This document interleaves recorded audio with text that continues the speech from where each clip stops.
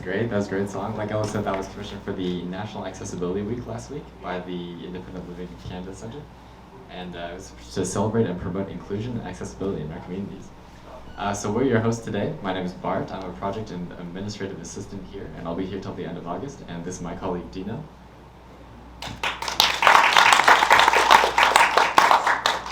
Hello, everyone. And we would first like to begin by acknowledging that we are on the land of which we gather is ancestral, traditional, and unceded territories of the Musqueam, Tsleil-Waututh, and Tawasin peoples. The RCD is one of 26 independent living resource centres across Canada, from Vancouver Island to Newfoundland, Labrador. And today we're celebrating the Independent Living Across Canada Day, which celebrates the philosophy that enables people with disabilities to have access to resources, which ensure individuals have the right to examine options, make choices, assume responsibility to take risks, and finally, the right to make mistakes. Independent living recognizes that people with disabilities have the same capacity to manage individual decisions as anyone else in Canadian society. A little bit about the history of independent living.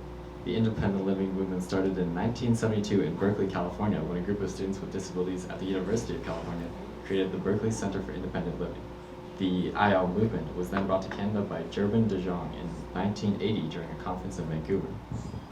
And the Berkeley Center for Disability was founded on 3 guiding principles. The first one, those who know best the needs of people with disabilities and how to meet those needs are people with disabilities themselves. The second principle, the needs can be met most effectively by programs which provide a variety of services rather than having to go to several different services and agencies at once instead. And the third principle is people with disabilities should be integrated into the community as much as possible. They follow the idea that independent living is about interdependence and not living in isolation. So we would like to thank you all again for coming, and we would like to acknowledge Acting Mayor Andy Hobbs, and if you would like to come up and say a few words. But before I get going, if I faint and fall over, it's because Ella sold me extra small t-shirt, so I feel like I'm wearing a Spanx, but okay, I'm sure you'll help me when I fall over, Ella. But on a more serious note, on behalf of City of Richmond and Mayor Brody, who couldn't be here today, and City Council, it's a pleasure for us to be here to celebrate Independent Living Across Canada Day. And I'm also joined by 2 City Councillors. So Bill McNulty is present, and Chakao is also present. So I won't be offended if Chakao gets an extra large t-shirt and I got the extra small, it's okay. The RCD, as you all well know, is all about inclusion and empowerment and independence. And the City of Richmond is completely supportive of what you do and of what independent living across Canada also does. It's very important that everybody is included in the community to the extent we can, which is a lot more than what we're doing now. And of course, I think made great strides over the last 40 or 50 years too. So that's very important. So on behalf of the City of Richmond, thank you for including us. Thank you for doing all the work you do. We know that the focus has to be on independence, it has to be on empowerment, it has to be about including everybody. Inclusion starts here, as it said, and that's what it's all about today. So thank you very much. T-shirts getting a little tight.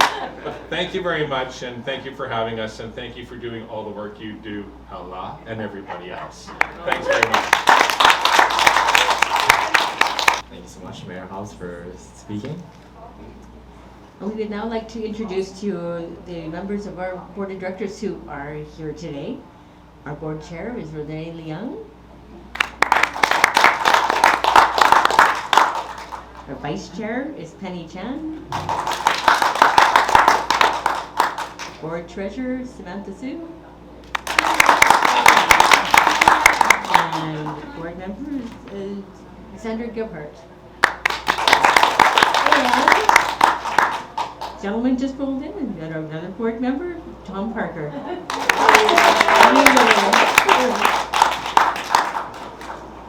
So our theme for independent living this year is inclusion starts here. And Dina, can you tell us about a time where you felt included, or can you share what inclusion means to you?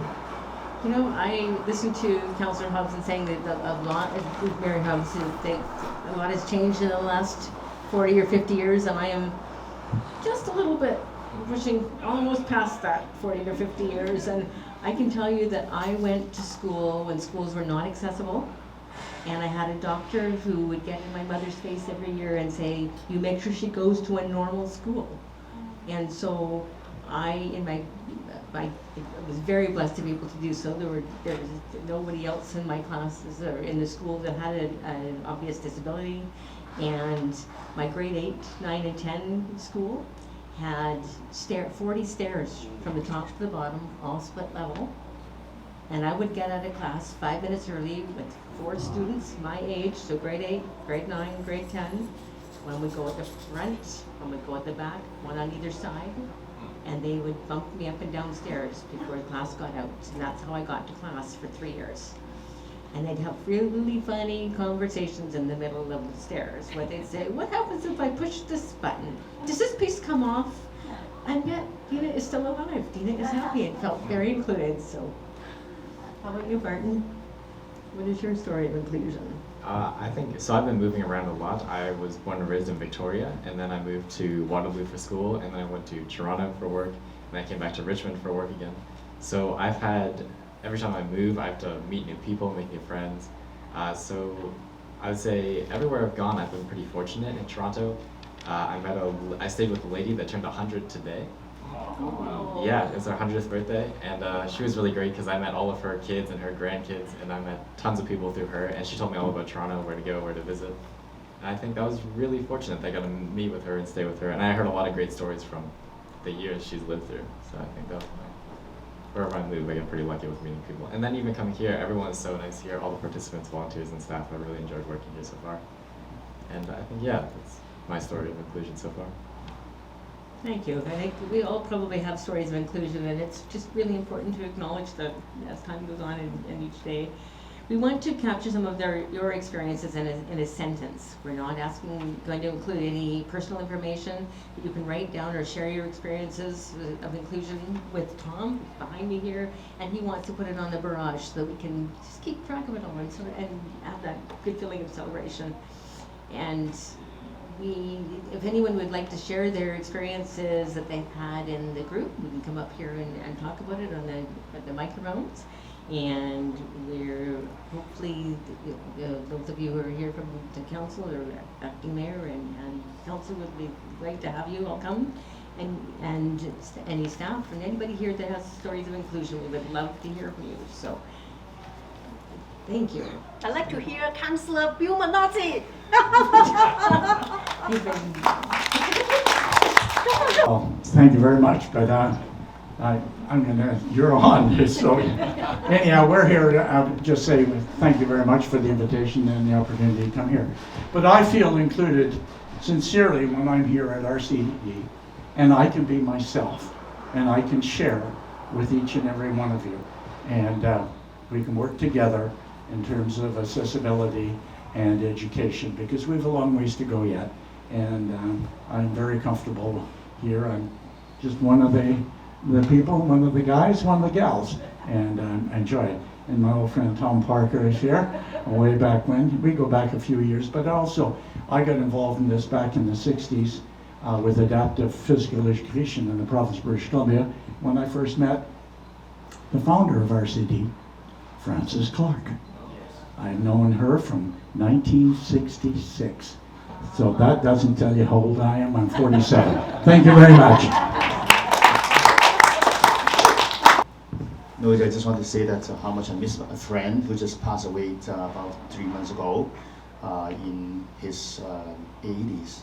And I think he was one of the leaders in Hong Kong at the time to fight for inclusion and accessibility for the community. And he himself was a person with physical disability. And similar to your story, when he went to school, primary school, again, it's a 4-story classrooms, and fortunately, he got a very kind-hearted school principal telling or asking or even directing some of the classmates to help him to overcome the stairs every day, until he completed the elementary school and move on.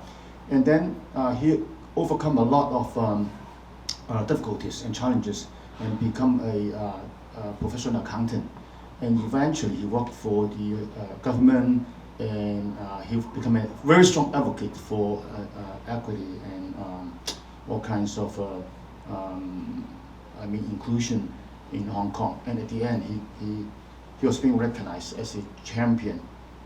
And after coming to Canada, he felt, wow, this is such a different place that we treat everybody equally. And also, as a very good friend, you know, ever after I became a school trustee first, and then a school counselor, he always called me when he said that, you know, he spotted a problem and wanted me to do some action. And I remember the story that, about a few weeks after I became city councilor, he called me. He said, "Chuck, come on, I want your help." I said, "What?" He told me that I went to a restaurant. It was supposed to be an accessible washroom, but the restaurant used that as a storage. Wow. And he said that, you know, I couldn't even, you know, get into the bathroom, do something. So I took I took his instruction. So I went back to the city hall and talked to our staff, and then we sent somebody over and said that this is not the right thing to do.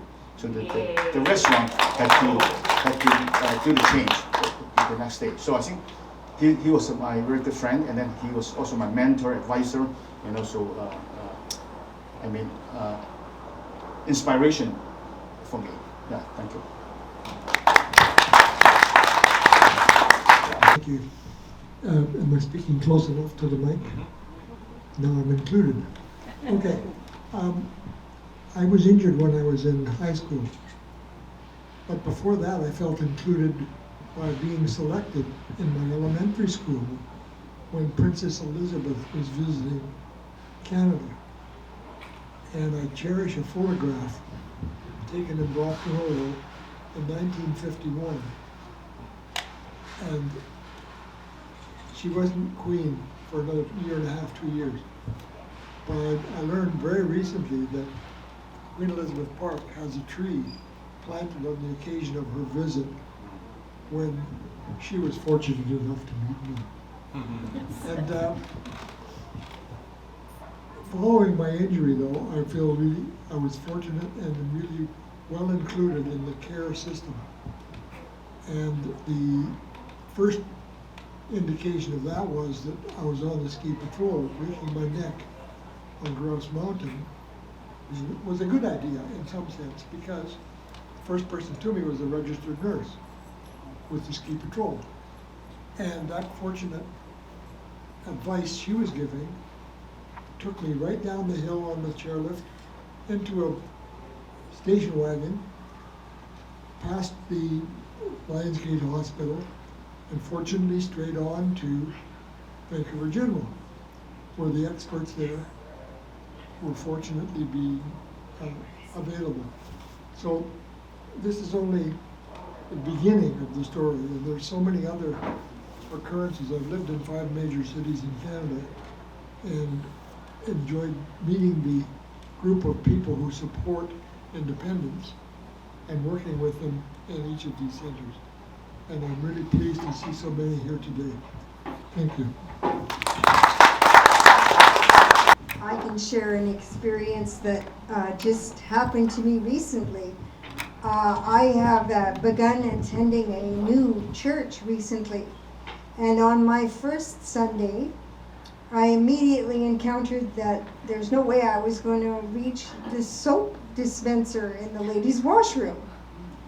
Well, the following Sunday, somebody had put a soap pump bottle next to the sink.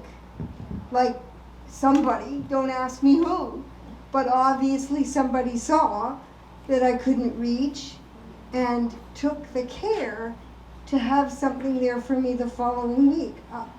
I was really touched by that. So there you go. Sometimes people are observant. I'm going to share a story about not inclusion. Okay, I used to work for an organization that's really dealing with disability. So one time I met one of my clients. So he's a high-level spinal cord injury, and he had no use of his arm. So the meeting went by, and then now he had to empty his urine bag, right? So the wife came with him. So, but we had no accessible, accessible bathroom. So I said, what am I supposed to do? So he had to go to the male washroom, right? So I said, okay, why don't I ask the wife to go with him? And then I had to guard the door, so no man would go in because the wife was in the bathroom. So and then here came, one of the director came and said, you know what, so-and-so, we are the one promoting legally people with disability. What are we doing here? We have no one accessible bathroom. So 2 years later, we finally have an accessible bathroom. So this is how important it is to see what is not being included affecting people's life. That's my story. Thank you.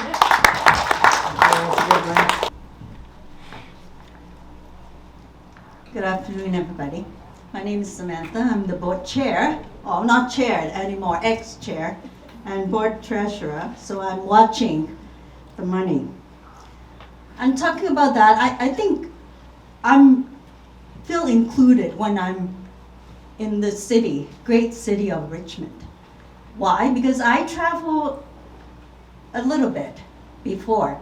I went to Sydney, and in the Chinatown area, they have ramps going up the sidewalks. But the sidewalk is that high, and the ramp is like that. So if I'm by myself, I want to go up the sidewalk, that's impossible. But in Richmond, I have no problem. And if there's a problem, we'll just reflect it to the city.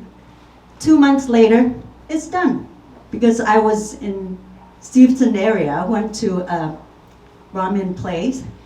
Going up, no problem. Coming down, there was just a little gap at the bottom of that ramp. Look at my little wheels at the back.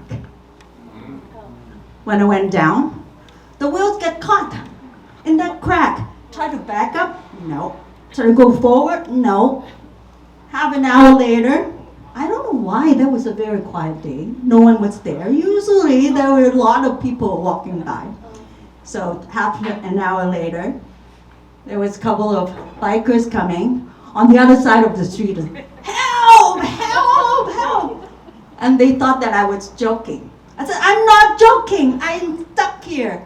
And so with just a little lift, it's not a big problem, but if we're by ourselves with the wheelchair with the little wheels at the back and got stuck in that crack, that's a lot of problem. Thank God it wasn't raining, it wasn't snowing, so half an hour was okay. But I just have to say, in the city of Richmond, I moved here in 1990. From then to now, lots of improvements, lots of adaptations to our facilities, to the roadside, to everything. So I'm really amazed, and I would say Richmond is the most accessible city in the world, because I did travel to New York recently, 2 weeks ago. Again, the roadside, it's very strange. They have 2 ramps going, and one of the ramp would be very smooth, but the other one is broken. I don't know whether it's because they think that, well, if you have one ramp that you can use, that's okay. But it's not okay, because if there's lots of people, you have to go one way and not going around, but going straight across. That would be more inclusive to me than just have one ramp that's working, the other is not.